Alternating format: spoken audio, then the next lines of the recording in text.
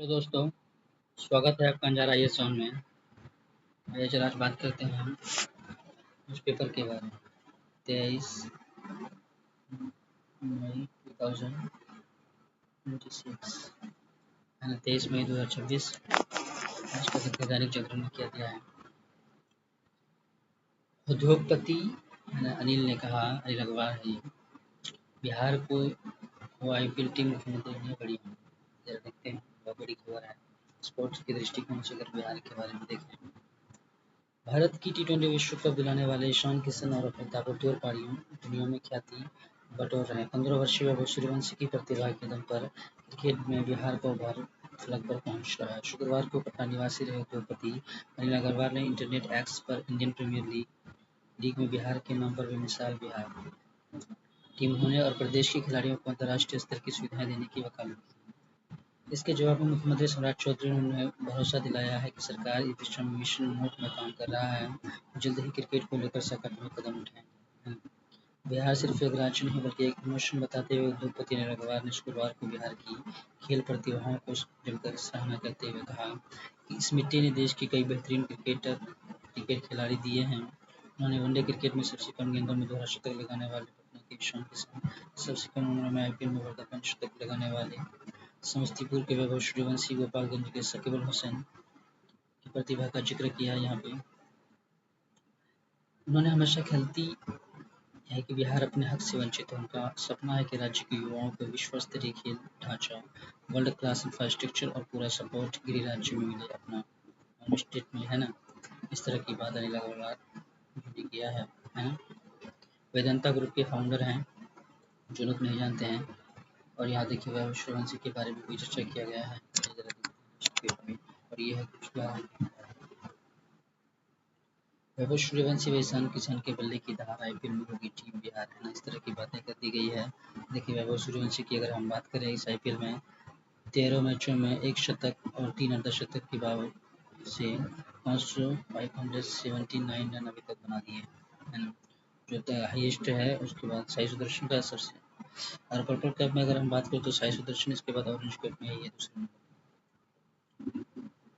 उसके बाद ये देखिए मुकेश कुमार है यहाँ पे, और ये आकाशदीप, जो इसको हम टेस्ट में देखते हैं।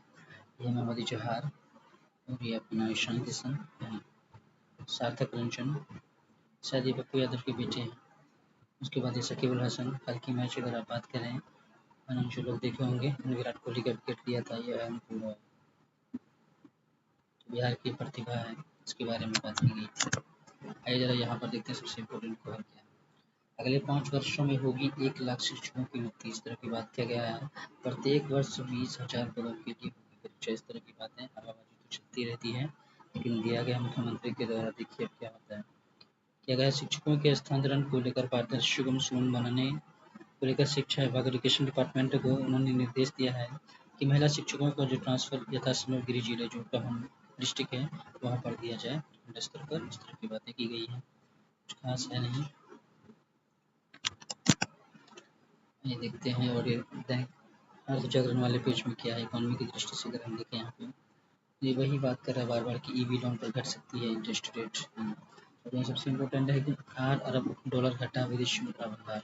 जो विदेशी मुद्रा भंडार है प्रोडक्ट से हमारे पास फॉरेन करेंसी रिजर्व जो है, इसके बारे में बात कर रहा है ना। और वेस्ट एशिया में जो क्राइसिस चल रहा है, उससे पड़ता है वैश्विक आर्थिक के बारे में ग्लोबली किस तरह से इम्पैक्ट किया है ना। जो वेस्ट एशिया में जो संकट चल रहा है, तो एक तरह से देखिए तो पूरी दुनिया को कहीं ना कहीं, है ना, संकट पे ला के खड़ा कर दिया है। और यहाँ पर बात करें स्पोर्ट के दृष्टिकोण से, तो ये जीत की अगर हम बात करें, आरसीबी कल हार गई, उसके बाद सनराइजर्स जीता है, लेकिन टॉप टेबल पे रहेंगे आरसीबी, है ना। यहाँ पे शकीब अल हसन ने विराट कोहली का विकेट देते हैं, और कुछ चीज़ें यहाँ पे देखिए। मुझे नफरत और नकारात्मकता झेलनी पड़ी, विजय शंकर। भारत के ऑलराउंडर विजय शंकर ने शुक्रवार को घरेलू क्रिकेट और आईपीएल से संन्यास लेने की घोषणा की। उन्होंने कहा कि वो अपने अवसरों को ज़्यादा क्रिकेट खेलने के लिए फैसला ले रहे हैं। उन्होंने कहा कि मैंने बहुत नफरत नेगेटिविटी का सामना किया है। 35 वर्षीय विजय शंकर ने 2018 से 2019 के बीच भारत के लिए 12 वनडे और 9 टी20 अंतर्राष्ट्रीय मैच खेले हैं। इस तरह से बात करें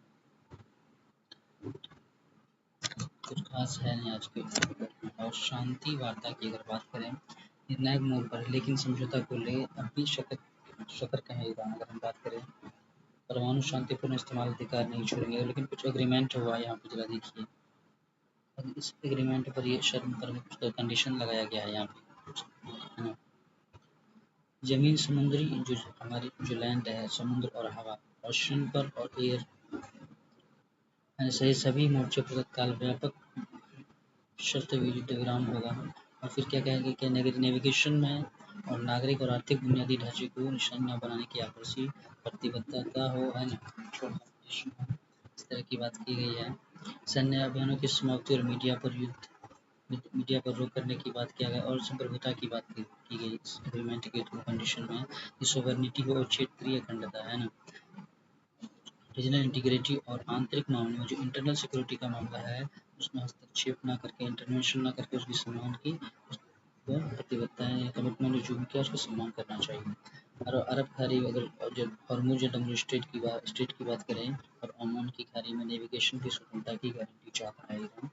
और समझौते जो एग्रीमेंट हुआ उसका इम्प्लीमेंटेशन करने के लिए, विवादों को सुलझाने के लिए संयुक्त रूप में क्या होना चाहिए, यंत्र होना चाहिए, सिस्टम होना चाहिए। इस तरह की बातें कर रहा है यार में कुछ नहीं था। और क्षेत्र के दृष्टिकोण से अगर हम यहाँ पे देखें, परम शांति का मार्ग है।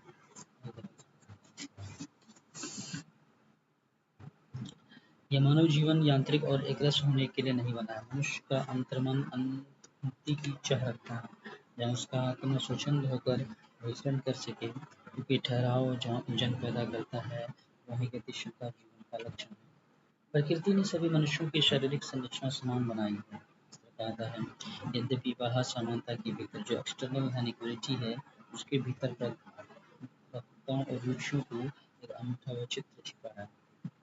हर व्यक्ति का स्वाद और दृष्टिकोण भिन्न है। जब वैचित्र्य और अनुकूलता नहीं बैठती है और प्रतिकूल परिस्थितियां सामने आती है, तो मनुष्य का हृदय रुदन और कुंदन से भरता है। वैचारिक विषमता ही समाज के कलेश का मूल कारण बन जाती है।